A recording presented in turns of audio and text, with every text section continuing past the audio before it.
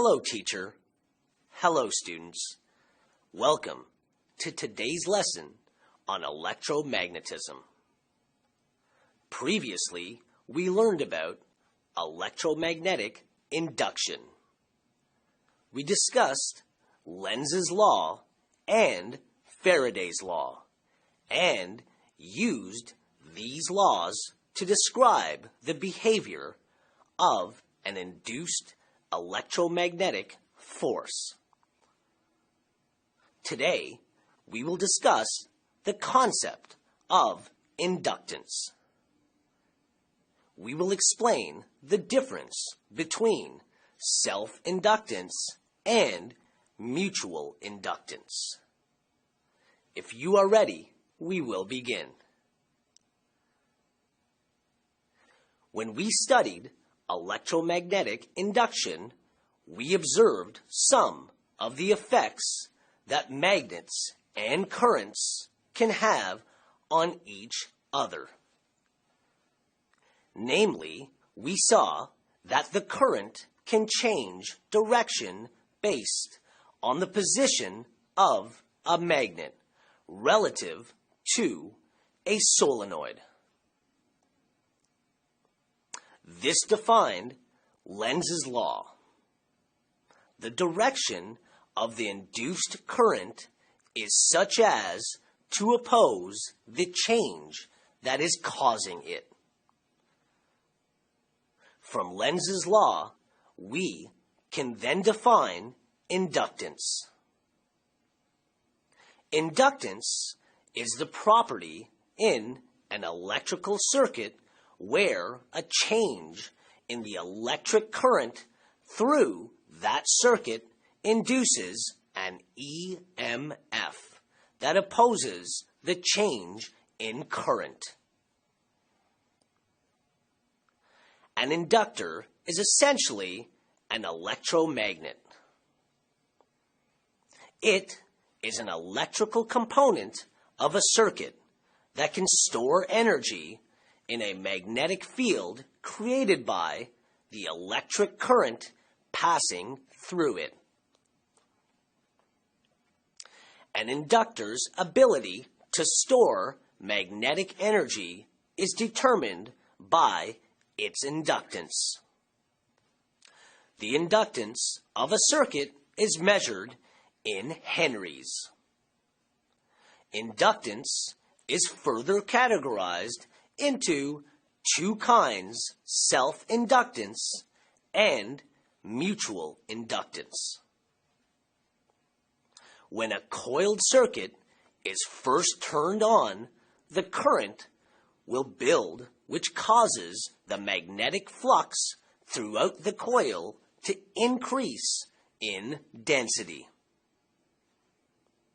This induces a voltage in the coil, which moves in a direction that opposes the polarity provided by the battery or cell. Essentially, this electromagnetic force is preventing the buildup of current. The magnitude of the effect is specified by the coil's self-inductance. The induced EMF depends on the rate at which the current in the coil is changing. This can be expressed as a formula. Induced EMF is equal to a constant times the rate of change in the current. Therefore, the induced EMF is equal to L, which represents self-inductance times the rate of change of current through the coil. This can be written as epsilon sub IND equals negative L delta I over delta T. L is the value for self-inductance, and therefore the constant. It will change depending on the coil itself, its physical geometry, the number of turns in the coil, and what the core of the coil is made from. All contribute to the value of self-inductance. A higher value of L means that for a given rate of change of current through the coil, a larger EMF will appear in the circuit. Let us try using this formula to solve a problem. Are you ready for an activity, students? An EMF is induced in a circuit that has an inductance of 2 times 10 to the power of -7 henries. It delivers 4 amperes a second. What is the induced EMF in the circuit? Students, let's get ready.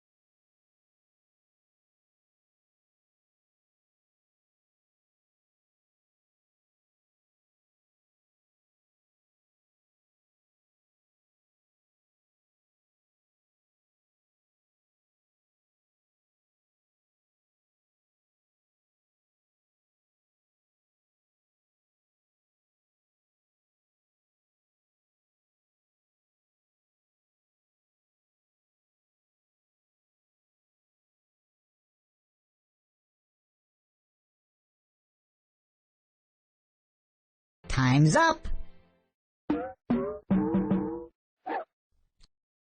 Let's get back to our lesson.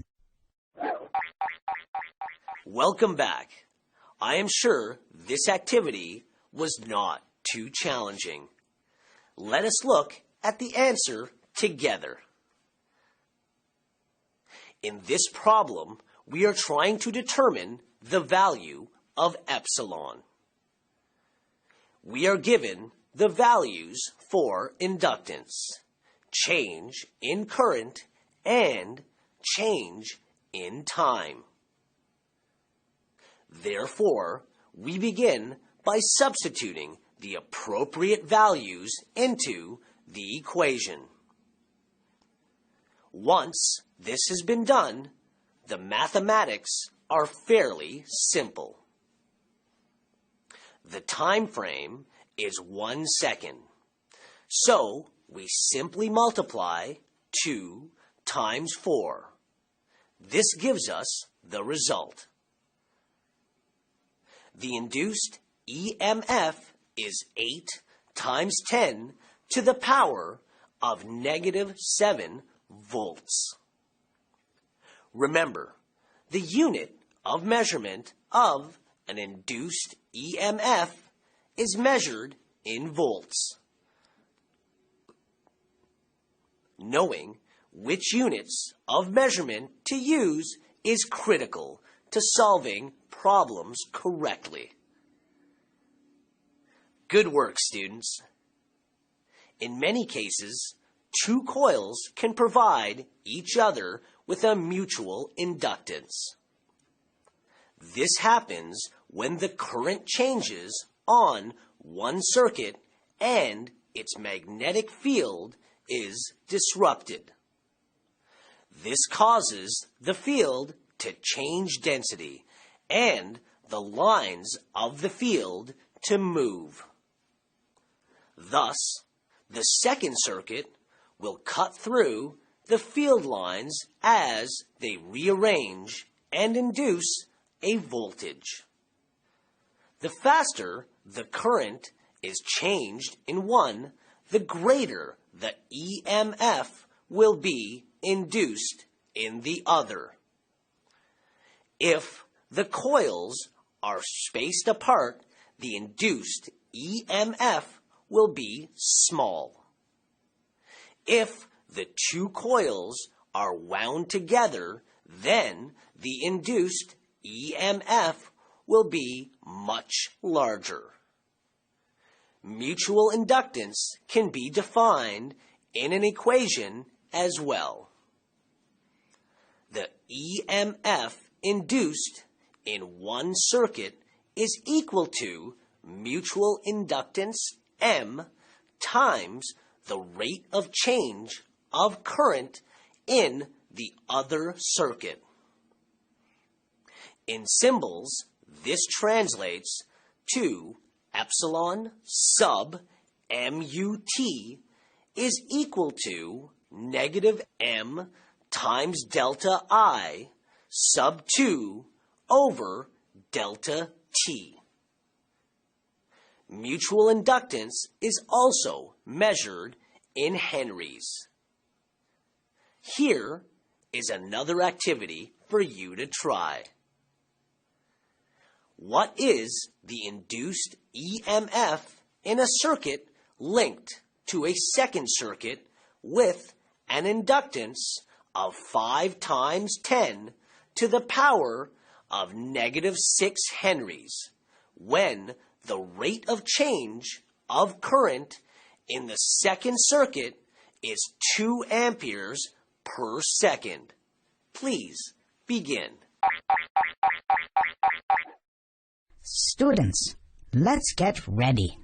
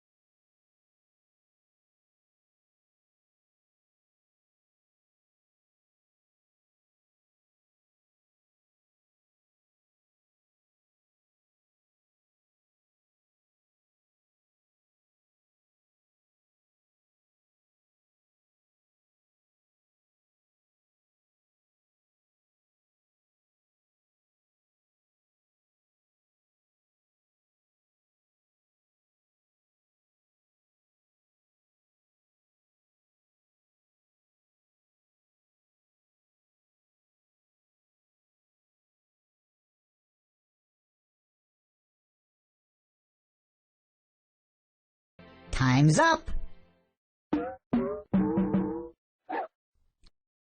Let's get back to our lesson. Hello again, everyone. I imagine you found this activity to be similar to the last. Let us make sure that your answers are correct before we move on.